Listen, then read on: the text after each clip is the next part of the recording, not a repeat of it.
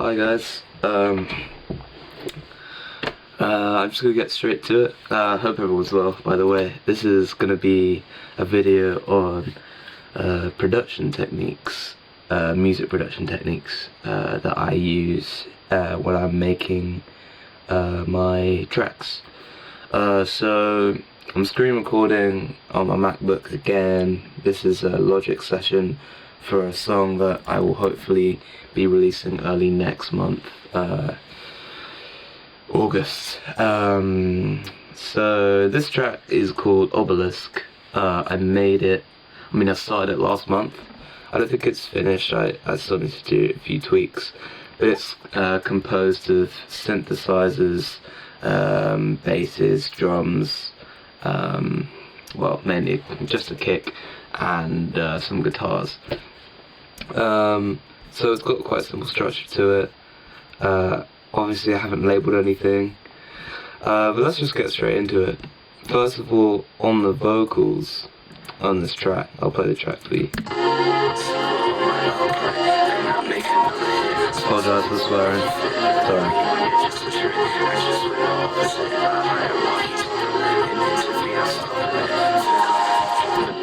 On the vocals, I like to use a lot of heavy compression. As you can see there. Yeah, it's quite aggressive. I usually use a fast attack so that any of my vocal dynamics, because I do tend to fluctuate quite a bit, they get like squashed quite quickly. And I use the fast release so that the compressor will stop immediately after that, which creates that kind of thumping effect. And also the Studio Effect compressor, which I've mentioned before that I use, it creates a natural distortion, which just adds more grit to the vocal. So yeah, there's compression on there. I'm not even going to talk about what I do with EQ, because over the past few weeks I've recently learned that digital EQ, as in EQ on software compared to hardware, is like kind of way too accurate for music production. Now stay with me now. I feel like if you do something like what I've done here, which is crazy actually, get rid of all this low end, because there's a lot of low end in my vocal, I think. Maybe I'm wrong, but when you do an EQ like that, it cuts way more than I think what you think you're hearing, what you perceive in the mix. And I've also learned, I watched a video today on mixing, and a technique that I want to go and use is not mixing tracks solo, like not just mixing one track like a guitar. It's better to mix it with other instruments involved, so that way you can see how it sounds in the entirety of the mix, whereas you might have to go back and change elements. So the guitar you've mixed might be cool, but then it doesn't sit well with the bass, for example, and some drums. So I think that's a pretty useful technique that I will try and employ in the future. Those are the vocals. I've mentioned before, I like to use doubling, creates more depth, and I haven't actually panned these. I just like to stack them on top of each other. I like to do that sometimes. I'm gonna solo them, so I apologise. Will make you fit, let me on you just a trick. Anxious we're not opposite, higher up. Something I've been doing in the past few weeks is vocal stutters. Actually, I've probably been doing that for a few months. But anyway, yeah, vocal stutters, as you just saw, as you can see here. Really kind of tiny stutters, just to add variation and also keep the listener interested, and because I think it's really cool. I know other people are doing it, but I don't care. I really like it. That's not a reason for me not to do it. So yeah, I've done it throughout this track. I'll probably do it a bit more, maybe not.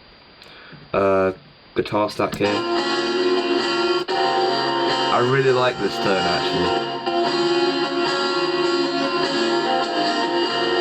And it's sidechained to the kick, I think.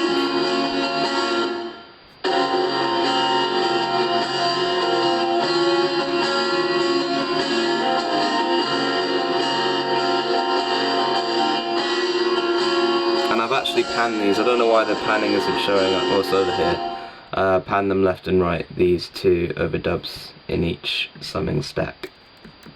So, yeah. Those are the guitars. Sometimes I'll add effects on top of the stack, like overdrive, but here it's just a bit of EQ cutting low end and the guitar to make space for the bass. Recently I've been using Bit Crusher on loads of bass elements, just to add more harmonics, more high end, and just buzz, so that you can hear the bass element more. Just adding more character as well. These are all production techniques, I guess. Oh, the synths on here.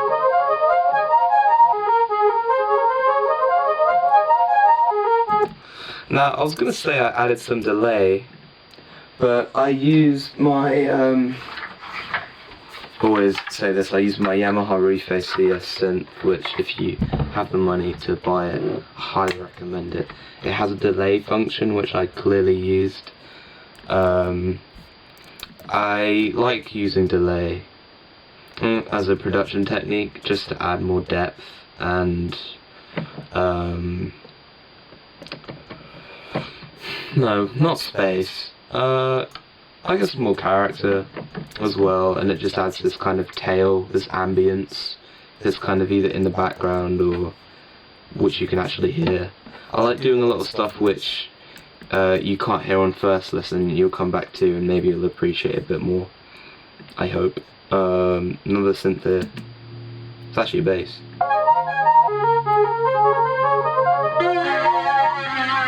And then a kind of distorted synth lead with chorus on top of it. This is kind of turning into a How I Made track again, but I want it to be more production techniques. Okay, so I think I might have talked about reverses before, I might have touched on reverses. I've used them since I started music production, I think. What I'll do is I'll reverse a whole stack or an instrument, and then I'll add an effect on top of that new track that I've bounced in place. So for instance here I've added echo to get a delay tail, just for more variation and because I think it's really cool. Other production techniques. Label your tracks, by the way, please. This is another track that I bounce in place.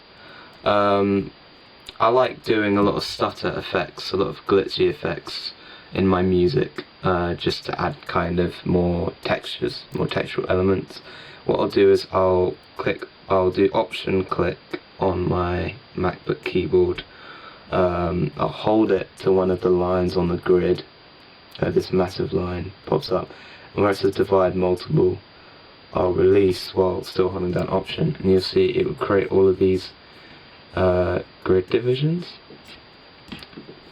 And then what I'll do is I'll zoom in and I'll fold back however much I want. I'll fold back these audio clips, which creates a stutter. Then I'll do fade ins and fade outs to avoid the pops from these now like decreased audio clips.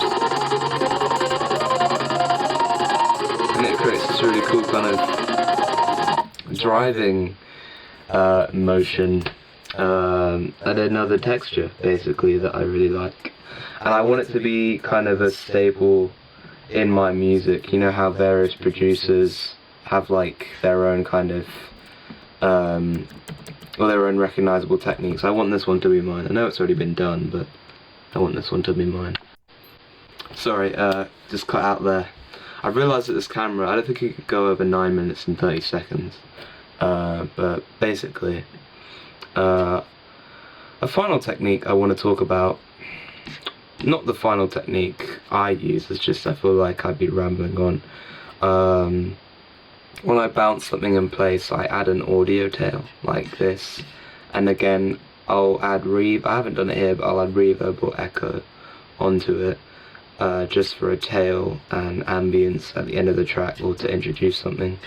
And actually, I know I said final technique, but I've been using a lot more automation to do stuff like volume fade ins and fade outs to introduce or take out sections.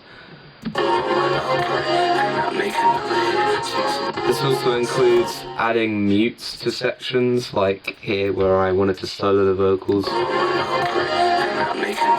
And to just leave the vocals present, I muted everything else with automation. But yeah, that's the final technique I'll talk about. I don't want to be rambling on too long. This track is called Obelisk. It will be out hopefully in August. As of the time I'm recording this, it's still July. I've got a song out this Thursday, the 31st of July. It's called Graffiti. That will be out on Spotify, Apple Music, YouTube Music, anywhere else. Apart from SoundCloud. I need to put it on SoundCloud actually, if you're a SoundCloud user. But yeah, that's this video done. I just thought I'd share some of my production techniques.